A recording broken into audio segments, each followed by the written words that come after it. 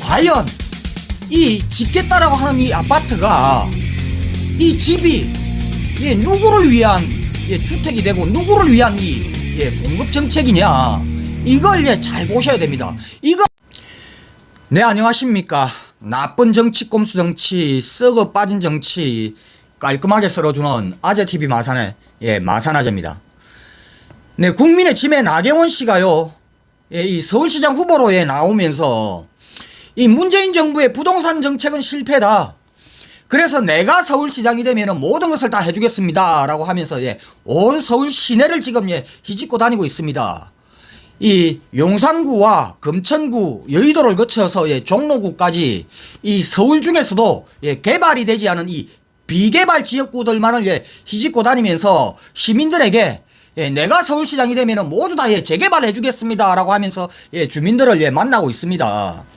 네, 그런데 이 나경원뿐만 아니라 오세훈, 그리고 안철수, 하물며 더불어민주당의 박영선 후보, 그리고 우상호 후보까지요, 뭐 이번에 서울시장이 되면은 10만호를 뭐 서울시에다가 공급을 하겠다, 그러니까 집을 짓겠다, 하물며 뭐 70만호, 75만호, 뭐 이렇게 뭐 아파트 건설을 하겠다라고 지금 공약들을 하고 계십니다. 여야 할 것 없이요. 그런데요, 이거 다 말짱 거짓말입니다. 이거 말짱 다 헛소리입니다. 왜냐, 이번 서울시장 보궐선거는요, 임기가 1년짜리입니다. 1년 동안에 무슨 아파트를 10만호를 건설을 하고 70만호를 건설을 하고 75만호를 건설을 한단 말입니까? 한마디로 그냥 표 얻기 위한 그냥 공연불에 불과하다. 자, 그러면은요, 지금 이 서울 시민들이 가장 지금 민감하게 이번 선거에 이 반영을, 투표에 이 반영을 하고자 하는 이 정책이 바로 부동산 정책이라고 하는데, 이 서울 시민들요, 이 부동산 정책에 대한 이 후보 검증을 해보려면은요, 딱 한 가지만 보시면 됩니다. 그게 바로 뭐냐, 지금 여당이나 야당이나 할 것 없이 아파트 짓겠다라고 합니다. 공급이 부족하다라고 하니까 서울에는 실질적으로 부족해 보입니다. 어쨌든 이 공급이 부족하다 그러니까 공급은 어떻게 하든지 늘리겠다라고 합니다. 쉽게 말해서 아파트를 짓겠다라고 하죠. 근데 과연 이 짓겠다라고 하는 이 아파트가, 이 집이 누구를 위한 주택이 되고 누구를 위한 이 공급 정책이냐, 이걸 잘 보셔야 됩니다. 이거 한 가지만 정확하게 구분을 하시면은 누구를 선택을 해야 될지 답이 명확하게 나옵니다. 네, 여당의 후보들도 집을 더 짓겠다라고 하고, 야당의 후보들도 집을 지금 계속해서 더 짓겠다라고 합니다. 쉽게 말해서 이 주택 공급량을 계속 늘리겠다라고 하죠. 자, 그러면은 이 여당과 야당 이 후보들 간에 이 차이가 뭐냐, 딱 한 가지입니다. 바로 집을 짓는 방식입니다. 집을 어떻게 지을 것이냐. 이 여당은 공공개발입니다. 공공개발. 그리고 야당은 민영개발입니다. 특히나 전 나경원이 지금 줄기차게 민영개발을 이야기를 하고 있습니다. 오세훈도 마찬가지고 안철수도 마찬가지입니다. 자, 공공개발과 민영개발의 가장 큰 차이가 뭡니까? 공익과 사익 아닙니까? 공공이라는 이 단어가 들어가면은요, 공공의 이익입니다. 말 그대로. 이 공공개발이라는 것은 LH나 SH와 같은 이 국가, 이 공공기관이, 그러니까 정부가 주도를 해서 적당한 가격에 이 토지를 사들이고 그 땅에다가 집을 짓고, 이걸 정부 주도하에 싼 값에 매매를 하든지 아니면 싼 값에 장기 임대를 주는 방식이 됩니다. 자, 그런데 이 민영개발은 뭡니까?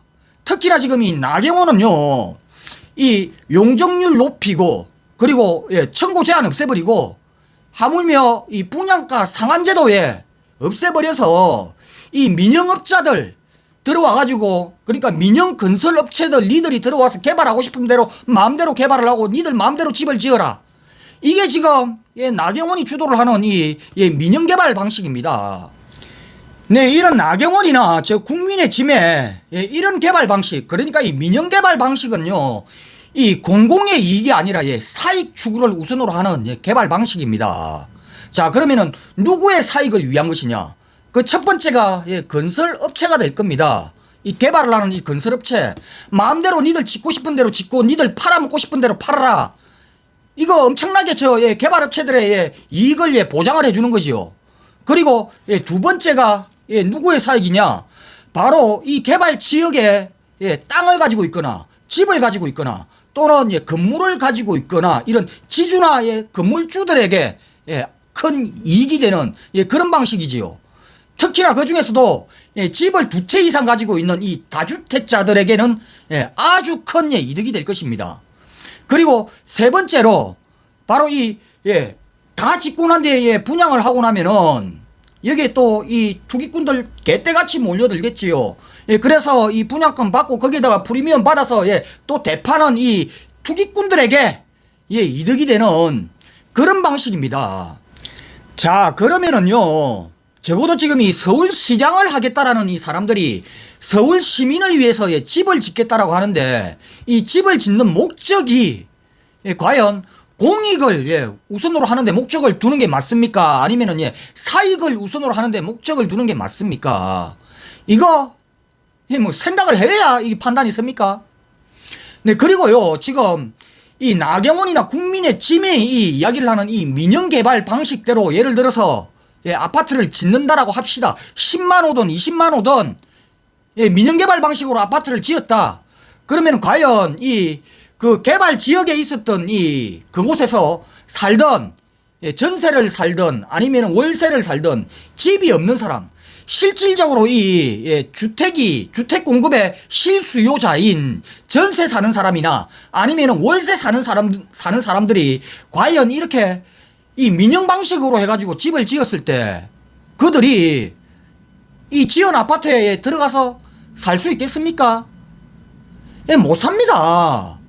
택도 없습니다. 이 민영 방식으로 건설을 했을 때는 실수요자들에게는요 전혀 혜택이 안 돌아가는 방식입니다. 이거는 민영 방식은요. 그리고 설령 거기에서 이 단독주택 조그만한 집 한 채를 보유를 하고 있었던 사람이 그 지역이 개발이 되어서 아파트 단지가 올라갔다라고 생각을 합시다. 민영 방식으로. 과연 이 단독주택 조그만한 거 하나 이 개발권 안에 포함이 된다라고 해가지고 그 사람이 이 집 이거 개발이 되면은 아파트 짓고 나면은 그 아파트 안에 들어갈 수 있을 것 같습니까? 들어가서 못 삽니다. 왜냐? 최소 민영 방식으로 개발이 되는 아파트는요, 최소 매덕에서 몇십억대를 호가를 해버립니다. 지금 서울 시내에 5채 중에 한 채가 아파트 5채 중에 한 채가요 15억을 넘어간다랍니다. 한마디로 정말 집이 필요한 사람들에게는 아무런 혜택이 안 간다라는 겁니다. 네, 얼마 전 이 민중의 소리의 이 취재 기사에 의하면은요, 이 나경원은 지금 나경원 본인과 이 가족들이 거주를 하고 있는 이 아파트, 이 용산구의 이 아파트가 시세로 20억이랍니다. 20억짜리 아파트를 한 채 보유를 하고 있고, 그리고 이 중구 신당동에 이 14억짜리 빌라를 또 보유를 하고 계시답니다. 그리고 분당구에 이 상가와 이 임야를 비롯한 1억짜리 별도의 또 부동산을 보유를 하고 계시답니다. 그래서 지금 이 나경원 씨의 이 부동산 재산이요 35억입니다. 35억. 자, 그런데요, 이 나경원이 보유하고 있는 이 부동산들이 모두 다 재개발 구역이랍니다. 자, 나경원의 방식대로 이 재개발을 하게 되면은 나경원은 지금 이 35억 원에 해당되는 이 부동산 가치는요 최소 따블은 올라갈 겁니다. 그러면은 70억, 더 많이 올라가면은 100억. 한마디로 부동산 재벌 되는 거죠, 나경원 씨가. 바로 이겁니다. 나경원의 그리고 저 국민의 짐의 개발 방식으로 인해 가지고 이득을 볼 사람들은 정말 주택이 필요한 그런 사람들이 이득을 보는 게 아니라 바로 저희 나경원이거나 아니면은 나경원과 같은 이런 입장에 처해 있는, 나경원과 똑같은 입장에 있는 이런 사람들이 이득을 본다라는 겁니다. 네, 이상 오늘 여기까지 하겠습니다. 구독과 좋아요 알림은 아재에게 아주 큰 힘이 됩니다. 나가시면서 꾹꾹꾹 눌러주시기 바랍니다. 감사합니다.